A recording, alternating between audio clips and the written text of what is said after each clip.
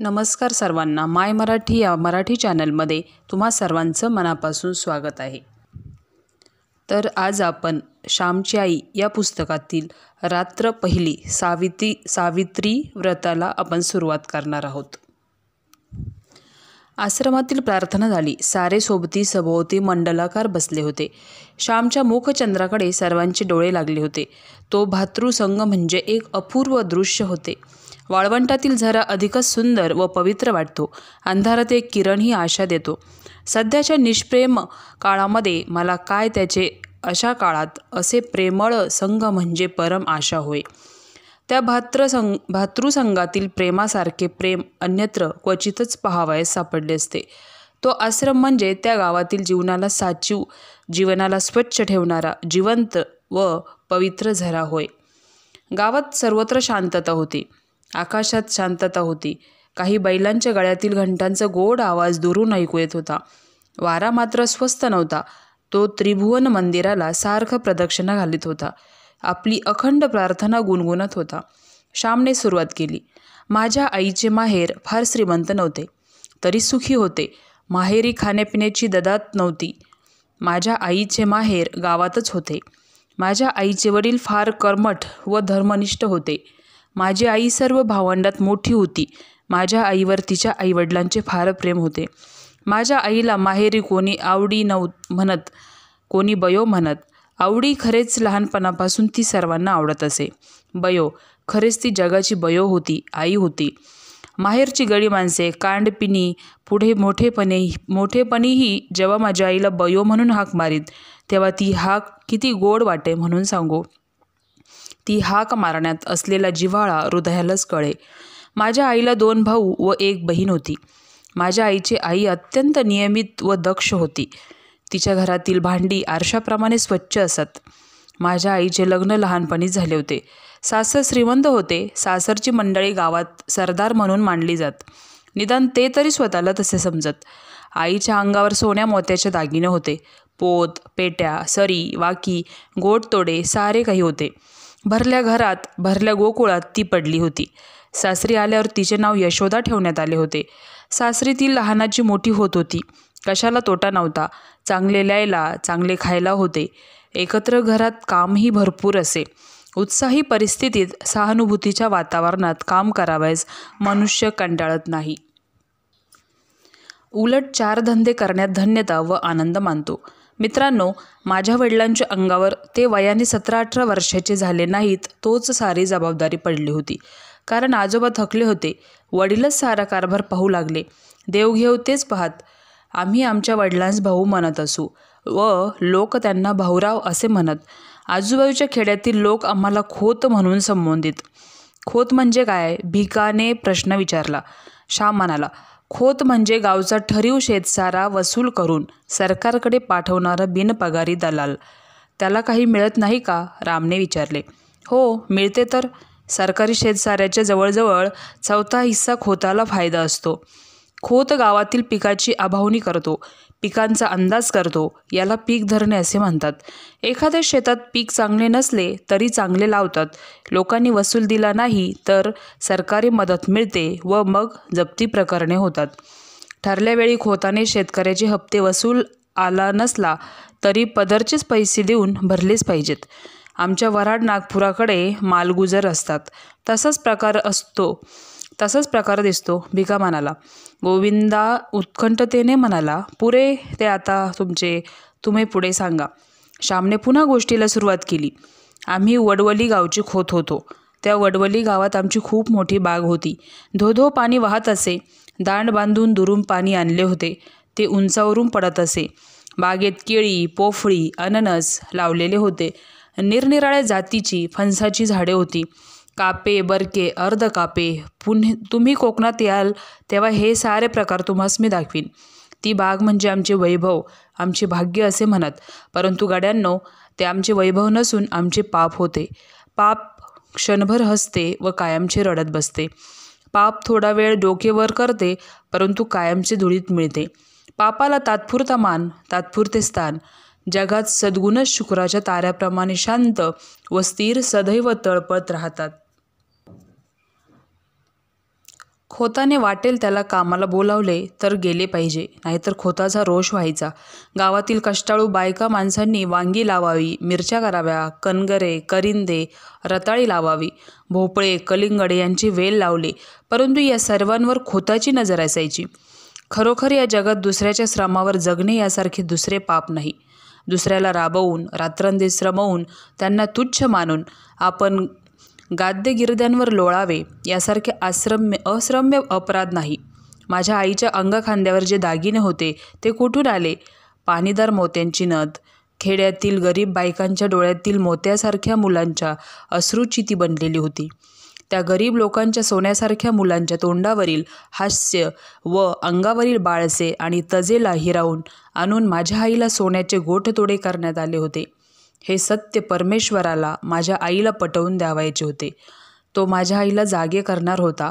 माझे वडील स्वभावाने दुष्ट होते अशातला भाग नाही, परंतु पूर्वजांची प्रथा त्यांनी चालू ठेवली. खोताच्या अवास्तव अधिकारांचा त्यांना अभिमान वाटे. कोणी ऐकले नाही की तर त्यांना वाटे हे कुणबट माजले. कुणब्याला कुणबट म्हणावायचे व महाराला म्हारडा म्हणावायचे, अशी ही पद्धत ठरलेली. असे म्हणताना आपणच माजलो आहोत, संतांध झालो आहोत हे ह्यांच्या लक्षातही येत नसे. वडिलांच्या हातात नवीनच कारभार आलेला, तथापि त्यांना फारसा अनुभव आला नव्हता. खोतपणाच्या तोऱ्यात एखाद्या वेळेस वाटेल ते बोलून जात व अनेकांची मने दुखावली जात. पूर्वजांची ही पापे होतीच. छाप किंवा पुण्य काही मरत नाही. जगात काही फुकट जात नाही. जे पेराल ते पिकेल, जे लावाल ते फोपावेल, फळेल. एकदा काय झाले, ती अवसेची रात्र होती. भाऊ वडवलीस गेले होते. सकाळी 8 वाजता ते त्या गावी जाऊन पोहोचले होते. आज गावाला जाऊ नका, आज अवस आहे वगैरे घरातील मंडळींनी त्यांना सांगितले. परंतु भाऊ म्हणाले, कसली अवसनी कसला शनिवार, जे व्हावायचे ते होणार. प्रत्येक दिवस पवित्रच आहे. प्रत्येक दिवस देवाच्या घरूनच येतो. ते वडवलीस गेले. दिवसभर राहिले. 3 सांजा झाल्या व ते घरी परत जाण्यास निघाले. घरोब्याच्या एका म्हातारबाईने सांगितले, भाऊदा, 3 सांजा म्हणजे दैत्याची वेळ. या वेळेत जाऊ नका. त्यातून अवसे चिरकाळ रात. बाहेर अंधार पडेल. तुम्ही नाल्याजवळ जाल तोच अंधार होईल. येथेच वस्तीला राहा. कोंबड्याला उठून थंड वेळेत जा. भाऊंनी ते ऐकले नाही. ते म्हणाले, म्हातारे, अगं पायाखालची वाट झाली रात म्हणून काय झाले? मी झपाझप जाईन. दूध काढतात तो घरी पोहोचेन. भाऊ निघाले. बरोबर गडी होता. त्या म्हातारीचा शब्द जाऊ नका सांगत होता. फळणारी पापे चल राहू नको म्हणत होती.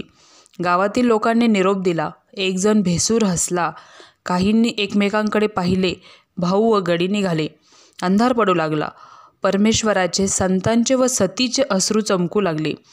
वडवली गावापासून 1.5 कोसावर एक पर्या होता. पावसाळ्यात त्याला उतार होत नसे. तो पर्या खोल दरीतून वाहत होता. त्याच्या आजूबाजूस किर्र झाडी होती. त्या झाडीत वाघसुद्धा असे. तेथून दिवसा ढवळ्याही जावयास नवशिक्यास भय वाटे, परंतु भाऊ निर्भयपणे जात होते. त्यांना भीती माहीत नव्हती. भूते खेते, जीव जीवाणू कसलेच भय त्यांना वाटत नसे. भाऊ दरीजवळ आले. एकदम शीळ वाजली. भाऊ जरा चपापले. पाप हे भित्रे असते. झुडपातून अंगाला काव फासलेले मांग बाहेर पडले. भाऊरावांच्या पाठीत सोट्या बसला व त्या सरशी ते मटकन खाली बसले. झटकन गडी पळत गेला. भाऊंना खाली पाडण्यात आले. मांगाच्या हातातील सुरे चमकत होते. भाऊंच्या छातीवर मांग बसला. चरचर मान चिरायची ती वेळ. करंदीच्या जाळीत रातकिडे ओरडत होते. शेजारच्या भवनातून एक भुजंग फुतकार करीत सनक निघून गेला. मांगांचे तिकडे लक्ष नव्हते. इतक्यात एका म्हातारीनं ओरड केली, अरे बामणाला मारले, खोताला मारले रे धावा. ते मागही जरा भ्यायले. भाऊ त्या मांगांना म्हणाले, नको रे मला मारू. मी तुमचे काय केले? सोडा मला. ही अंगठी, ही सल्लेजोडी, हे 100 रुपये घ्या. सोडा मला. दिनवाणेपणाने त्या मांगांना ते विनवित होते. म्हातारीच्या ओरडण्याने कोणीतरी येत आहे असे दिसले. कोणाची तरी चाहूल लागली. मांगांनी त्या अंगठ्या, ती सल्लेजोडी, ते 100 रुपये घेतले व त्यांनी पोबारा केला. ते मांग काही खरे खुनी नव्हते. या कामात मुरलेले नव्हते, पण दारिद्र्यामुळे हे घोर कर्म करावयास ते प्रवृत्त झाले होते. त्या क्रूर कर्माच्या मुळाशीही दया होती, प्रेम होते. स्वतःच्या मुलाबाळांच्या प्रेमाने त्यांची खाखा दूर व्हावी म्हणून ते मांग तो खून करू पाहत होते. कोणी म्हणतात की जगात कलह स्पर्धा हे सत्य आहे, परंतु त्या कलहाच्या मुळाशी, या धडपडीच्या मुळाशीही प्रेम आहे. ते प्रेम संकुचित आहे एवढेच. सृष्टीचे अंतिम स्वरूप प्रेम आहे, युद्ध नाही. सहकार्य आहे, द्वेष वा मत्सर नाही. असो, भाऊंच्या बरोबरचा गडी जो पळत सुटला तो थेट आमच्या पालगड गावी गेला. त्याने घाबऱ्या घाबऱ्या आमच्या घरी जाऊन सारी हकीकत सांगितली. आमच्या घरातील व गावातील पुरुष मंडळी लगेच चालून गेली. पालगडला पोलीस ठाणे होते, तेथे वर्दी देण्यात आली. घरात बातमी येताच आकांत झाला. साऱ्यांच्या तोंडची पाणी पळाले. घरात दिवे लागले होते, परंतु साऱ्यांची तोंडे काळवंडली होती. कसचे खाणे आणि कसचे पिणे. तेथे तर प्राणाशी प्रसंग होता. त्यावेळेस आम्ही कोणी झालेलो नव्हतो. आईला समजू लागले होते. बायकांना लवकर समजू लागते. माझी आई ती सारी कथा आम्हाला सांगे. आई देवाजवळ गेली. निर्वाणीचा तोच एक सखा. देवाजवळ जाऊन आईने पदर पसरला. ती म्हणाली, देवा नारायणा, तुला माझी चिंता, तुला सारी काळजी. आई जगदंबे, तुझी मी मुलगी. मला पदरात घे. माझे कुंकू राख. माझे चुडे अभंग ठेव. माझे सौभाग्य नको. आई आई, त्यावर कुऱ्हाड नको पडू देऊ. मी काय करू? कोणते व्रत घेऊ? देवा, माझी करुणा येऊ दे तुला. तू करुणेचा सागर. येऊ दे हो घरी सुखरूप. पाहीन त्यांना डोळे भरून. नांदू तुझ्या आशीर्वादाने सुखाने जन्मभर. मला दुसरे काही नको. नकोत हे दागिने. नकोत ती मोठी वस्त्रे. कशाला मेली ती खोती. नको मला काही नको.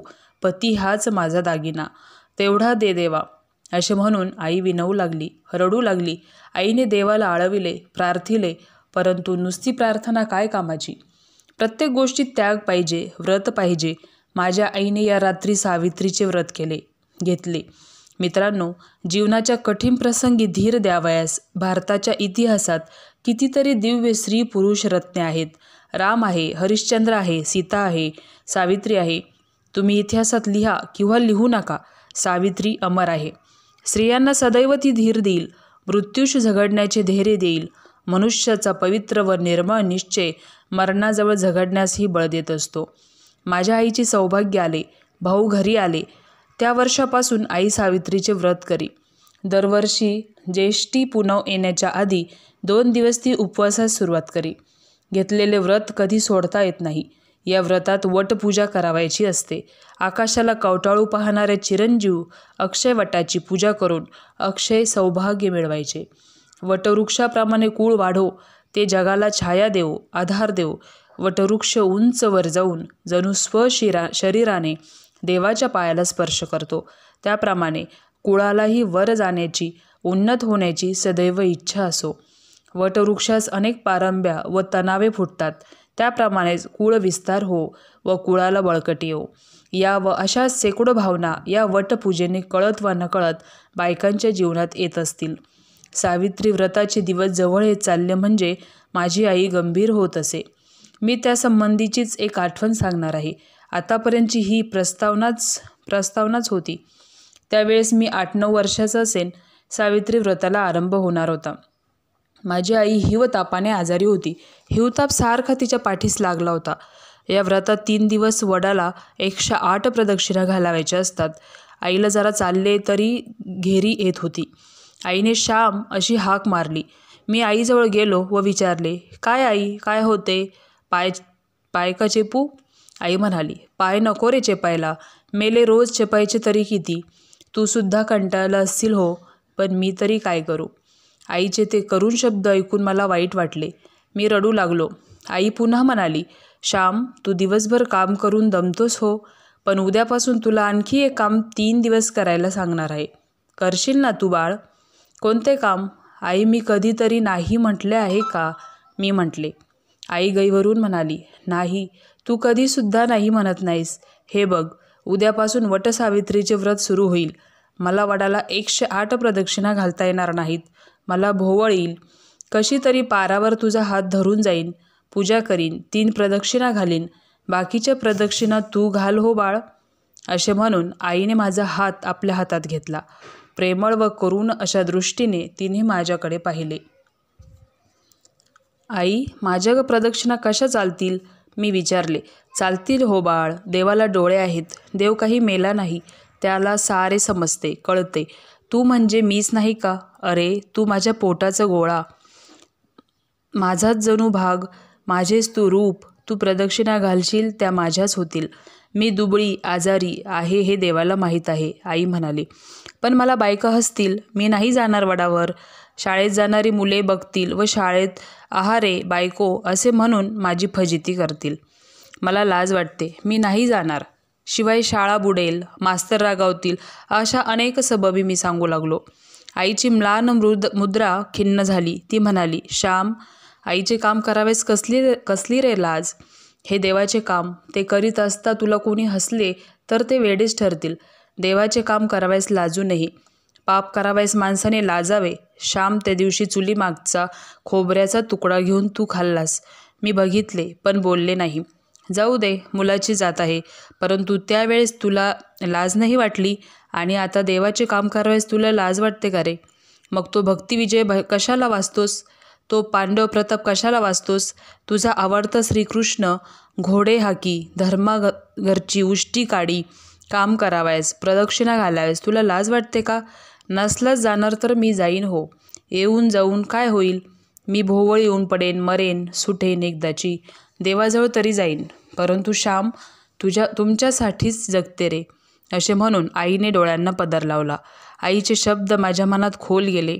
माझे हृदय विरघळले, पाझरले, पावन झाले. देवाचे काम करावयास लाजू नको, पाप करण्याची लाज धर. थोर शब्द. आजही ते शब्द मला आठवत आहेत. आजकाल या शब्दांची किती जरुरी आहे. देवाच्या कामाची, देशाच्या कामाची, भारत मातेच्या कामाची आम्हास लाज वाटते. परंतु वाईट पुस्तके वाचण्याची, वाईट सिनेमा पाहण्याची, तपकीर ओढण्याची, बिडी सिगारेट ओढण्याची, सुपारी खाण्याची, चैन करण्याची लाज वाटत नाही. पुण्यकर्म, सत्कर्म करण्याची लाज वाटू लागली आहे व असत्कर्म करण्यात प्रौढी व संस्कृती येऊन राहिली आहे. फार वाईट आहे ही स्थिती. मी आईच्या पाया पडलो व म्हटले, आई, जाईन हो मी. कोणी मला हसो, कोणी काही म्हणो, मी जाईन. पुंडलिक आईबापाची सेवा करून मोठा झाला. देवाला बांधून आणता आला. तुझे काम करून मला तुझा व देवाचा लाडका होऊ दे. शाळेत मास्तर रागावले, त्यांनी मारले तरी चालेल. आई, तुला माझा राग आला होय? तुला वाईट वाटले का? असे केविलवाने मी विचारले. नाही हो बाळ, मी तुझ्यावर कशी रागवेन? मला तुझ्यावर रागावता येत नाही हो श्याम, आई म्हणाली. गाड्यांनो, मी घरी असलो व वटसावित्री जर आली असली तर वडाला प्रदक्षिणा घालण्यास मी नेहमी जात असे. माझ्या आईचे त्या दिवशीचे शब्द मी कधी विसरणार नाही. पाप करताना लाज वाटू दे, चांगले काम करताना लाज नको. तर आजची सावित्री व्रताची कथा तुम्हाला आवडली असेलच. त्यामुळे आपल्या चॅनलला सबस्क्राईब करा, लाईक करा, शेअर करा. व्हिडिओ पूर्ण बघितल्याबद्दल धन्यवाद.